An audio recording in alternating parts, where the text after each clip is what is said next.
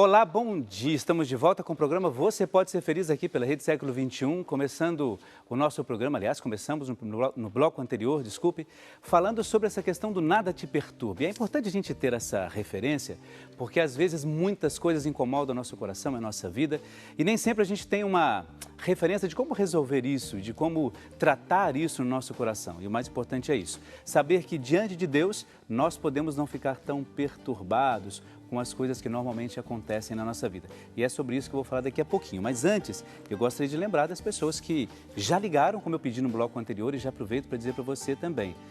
Você ainda não ligou, você ainda não fez o seu pedido de oração? Liga para cá, 0 operadora 19 3871 9620 ou então pelo e-mail serfeliz@rs21.com.br ou, como eu tinha dito, também pelo Facebook. Vai lá, curta o nosso programa de hoje e coloque as suas orações. facebook.com/Rede Século XXI e aí a gente vai ver lá o que você mandou de oração e quais são as pessoas que estão sintonizadas aí no programa Você Pode Ser Feliz. A Tereza Emília de Aguiar, ela é de Gravataí, em Santa Catarina.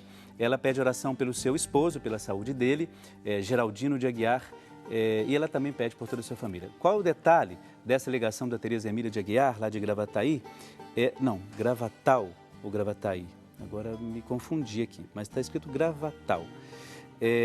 Ela tornou-se nova sócia aqui da Associação do Senhor Jesus. Muitíssimo obrigado, viu, Tereza? Que Deus possa te iluminar e abençoar. É com atitudes como essa que a gente continua levando até tantas pessoas do Brasil todo a palavra de Deus. E de uma maneira muito bonita, com sinceridade no nosso coração, e é assim que a gente sabe fazer. A Maria de Jesus Serrano Soldan, ela é de Valinhos aqui, onde fica a sede da Rede Século XXI. Pede oração por ela mesma, saúde e proteção. Maria Benedito Falcão do Prado, ela é de Poconé, lá no Mato Grosso. Ela pede oração pela sua saúde, ela diz aqui que precisa da cura de uma tosse. Que interessante isso, né? Às vezes a gente pede, imagina que algumas coisas não incomodam tanto, mas incomoda sim. Então vamos pedir, claro, pela sua intenção. Ela pede por Joaquim Márcio Leite da Silva, por sua saúde, pede por Morgana e seus familiares, pede por Edir e filhos, agradece pelas graças recebidas, isso é muito bom, a pessoa reconhecer o quanto que Deus faz por ela. De Uberlândia, em Minas Gerais, Nilma Aparecida da Silva, oração em agradecimento por ter tirado a carteira de habilitação. Que bom, então dirija com prudência. Eu acho que Deus te deu essa possibilidade, mas se você não tiver prudência no trânsito, as coisas podem não funcionar tão bem. Por favor, viu? Lá de Perdões, em Minas Gerais, Ednilda Aparecida Procópio dos Santos, ela pede oração por ela mesma. Ela diz assim, olha, eu peço pela cirurgia que vou fazer no dia 22 de julho. Pede por José Borges dos Santos, pede por Raíssa Cristina, pela solução pela sua situação financeira e agradece por uma graça recebida. Patrícia Alina Oliveira Santos, aqui de Valinhos. Pede por ela mesma, por todas as suas necessidades, pelo seu trabalho, situação financeira, pede por Osiel, pede por várias outras intenções aqui e pede assim no final, por todas as necessidades dos seus familiares. A Ivanilde Ribeiro Gregório, ela é de Araraquara, no interior de São Paulo. Ela diz assim, ela pede em especial oração pela cura da sua depressão, da depressão de sua filha Gislaine Aparecida. Pede pelo esposo Renato, pelos seus netinhos Arthur e Guilherme e por todos aqui da Rede Século XXI. Muito obrigado por ter se lembrado de todos nós aqui. A gente vai rezar no final do nosso programa. Gláucia Esteves Honório, ela é de Batatais, no interior de São Paulo. Pede oração por Heitor Silva de Oliveira, que tem 4 anos e irá fazer uma cirurgia para a retirada de um tumor. Veja bem, eu fico sempre feliz, não com a situação, lógico, mas feliz quando as pessoas acreditam no poder da oração para isto. A oração ela tem justamente esse poder de dar a cada um de nós, por Deus e pela unção do Espírito Santo, o equilíbrio correto para as coisas. O equilíbrio para você enfrentar algumas situações, alguns problemas, algumas dificuldades. Por isso, quando nós rezamos aqui por Heitor, que tem 4 anos de idade, 4 anos, e vai fazer uma cirurgia para a retirada de um tumor, a gente tem que pedir muito a Deus por essas pessoas inocentes que já começam a sua vida com algumas situações tão difíceis. Então eu peço muito também por você, viu, Gláucia, porque para que você tenha também discernimento para poder ajudar o nosso querido irmão Heitor nesse momento tão difícil. Mesmo sem saber o que está acontecendo direito, ele vai precisar da sua ajuda também, com certeza. Daqui a pouco a gente volta para falar desses outros pedidos, dessas outras intenções. Muito bem. Eu queria lembrar você o seguinte, nós vamos falar hoje sobre essa questão do nada te perturbe, essa temática que eu gostaria muito de trabalhar. Se der para a gente trabalhar o máximo que a gente puder, a gente vai tentar aqui, claro. Principalmente aproveitando o gancho dessa questão aí desse nosso irmão, que eu acabei de ler a intenção dele aqui, o Heitor, né? 4 anos de idade, veja só, quanta dificuldade essa família lá no coração não está passando, né? Não é fácil. Quando a gente, em fase adulta, nós queremos viver e tem uma situação como essa, a gente fica mesmo, perde um pouco o chão. Eu imagino que a família não deve estar passando por momentos tão felizes assim, a não ser pela nossa oração. Por isso, vamos levar toda a nossa força, toda a nossa oração para essa nossa família. E aí, o tema de hoje, Nada te perturbe no tempo da infelicidade, eu escolhi esse tema justamente porque, às vezes, nós não estamos preparados para algumas situações que acontecem na nossa vida. E não estamos mesmo. Nem a gente que é padre, as coisas vão acontecendo de certa maneira que você, como não tem controle de algumas situações, você tem, o primeiro baque que é você não ter a noção exata daquilo que está acontecendo, e se tem, você não sabe como organizar tudo isso. E aí eu escolhi, a partir do Eclesiástico, porque é um texto muito interessante que me ajuda muito a refletir sobre a minha própria vida e aquilo que tem acontecido comigo e com tantas pessoas. Por isso, nada mais justo do que partilhar aquilo que a gente vive com intensidade.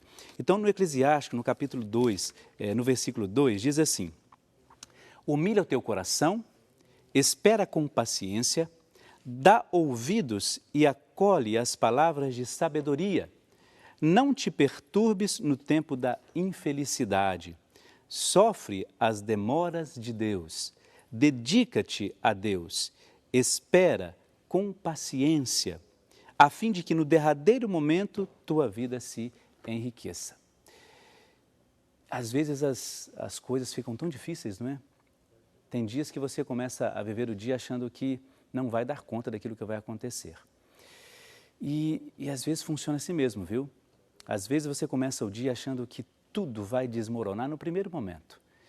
Mas não é assim que funciona. Diante de Deus as coisas não são assim. Tudo parece meio sombrio, as coisas que precisariam dar certo não dão certo. Você está passando por um momento difícil, daqui a pouco vem outro momento tão difícil quanto, e você tem que saber lidar com tudo isso. E aí, quando a gente começa a elencar estas coisas, como eu disse, para você entender melhor isto, às vezes você perde alguém, depois tem um outro problema de saúde na sua família, depois vem um outro problema de saúde com você mesmo, e assim por diante. É preciso ter os pés no chão e o olhar em Deus, senão você não resiste. Porque a ciência está aí para nos ajudar, mas Deus está aí para nos carregar no colo e nos ajudar a entender tudo isso. Por isso que, diante de todas essas coisas, a primeira pergunta que a gente tem que fazer é o seguinte: será que Deus me vê desta maneira como eu estou me vendo, diante do problema que eu estou passando? Será? Quais são as ressurreições que precisam acontecer na minha vida? Então, para a gente ilustrar um pouco mais isto, a gente vai tentar fazer um gancho entre uma coisa e outra. Eu gostaria que você acompanhasse um texto bíblico comigo, porque ali a gente vai entender um pouco mais esta memória de Deus sobre a vida de cada um de nós. Acompanhe comigo esse VT. Naquele tempo, Jesus foi a uma cidade chamada Naim. Com ele iam seus discípulos e uma grande multidão.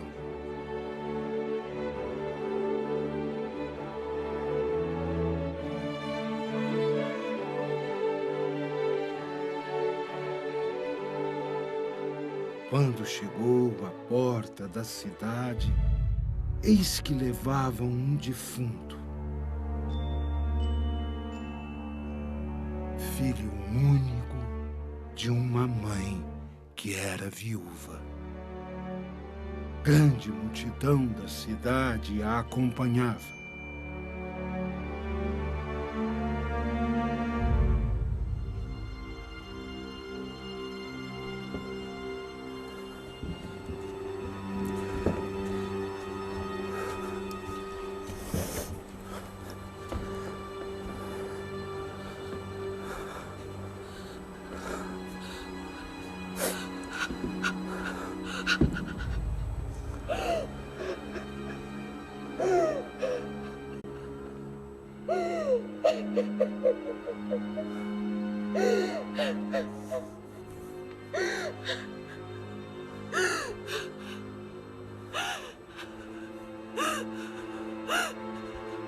Não chores.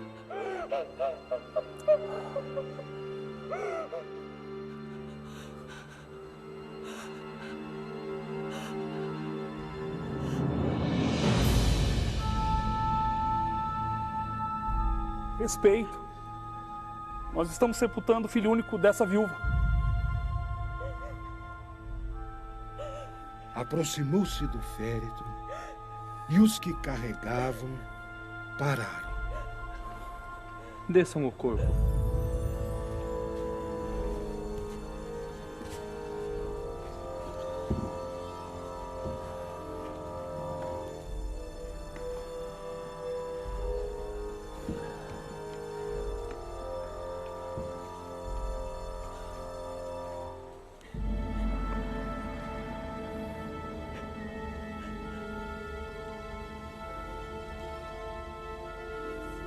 O que é isso?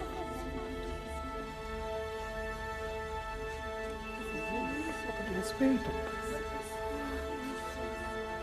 Sim. Pode uma coisa dessa? Então, Jesus disse: Moço, eu te ordeno. Levanta-te. A vida é essa.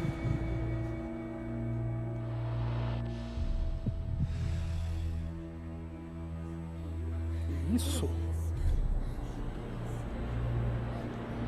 Levanta-te. Como isso?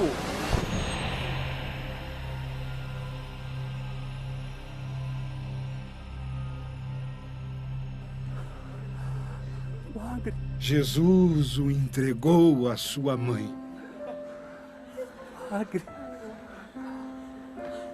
Mãe?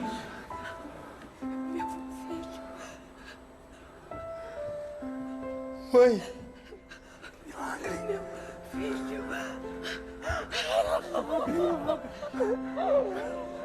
Todos ficaram com medo e glorificaram a Deus, dizendo: Um grande profeta apareceu entre nós.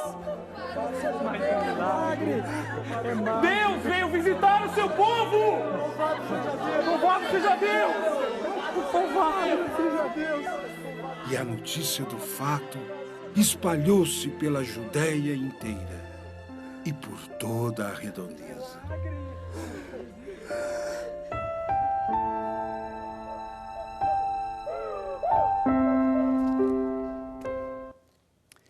Olha só que interessante esse vídeo que nós vimos, não é? Quando se fala de perdas, inclusive quando a gente vê lá no nosso Facebook hoje, tem lá as nossas perdas, não te perturbe diante disso, não é? A gente tem uma sensação de impotência, de que as coisas não deram certo. Eu acho que o extremo do nosso pensamento é quando a gente se sente fraco ou fragilizado diante de um problema como esse. Só que eu gostaria de lembrar o seguinte: Jesus, ele chegou até aquele momento e tocou aquela pessoa, causando uma certa dificuldade de compreensão do seu gesto. Primeiro porque isso era impossível no tempo de Jesus. Você não podia tocar aquela pessoa que estava morta, porque você se tornava impuro. Tem toda uma reflexão dentro disso que a gente poderia até num outro momento aprofundar. Mas Jesus, ele ressuscita aquela pessoa e dá uma esperança à mãe, à pessoa e a todos que estão ali. E aí eu queria lembrar você o seguinte: para nós, a situação de fraqueza naquele momento, de impotência, de dificuldade, de perda, de como lidar com tudo isso, é aí que Deus atua. Deus atua na nossa fraqueza. Deus atua na nossa limitação. E é sobre isso que eu quero conversar com você daqui a pouco, no próximo bloco. Deus atua onde você menos espera e onde você acha que nada mais vai dar certo.